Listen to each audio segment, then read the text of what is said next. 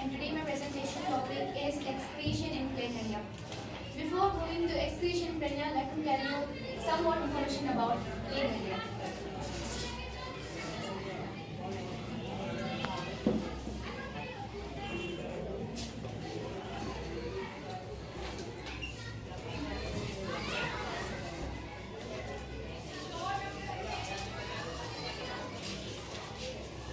Planaria belongs to phylum Platyhelminthes and class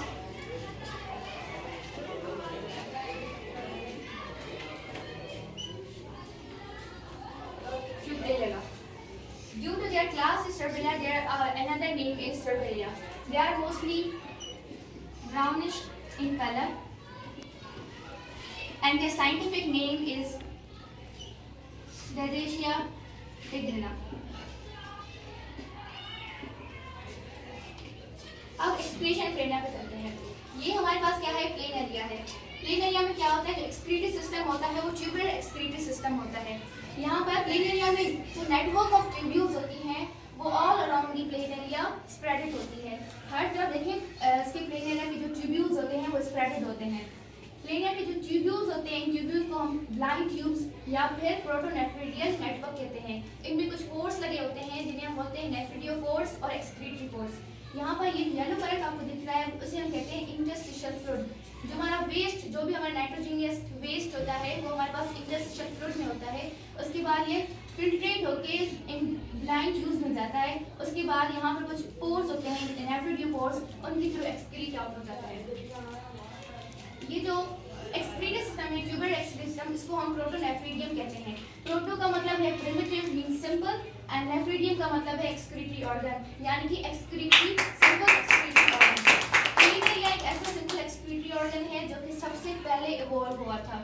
protonephridium की एक और डेफिनेशन होगी कि एक ऐसा ऑर्गेनिज्म जिसके पास एक्सक्रीटरी सिस्टम जो हो, जो इंटरनल ओपनिंग्स ना हो, सिर्फ एक्सटर्नल ओपनिंग्स हो। देखिए यहाँ पे इंटरनल ओपनिंग्स नहीं है, सिर्फ एक्सटर्नल ओपनिंग है जो कि है नेफ्रिडियो पोर्स।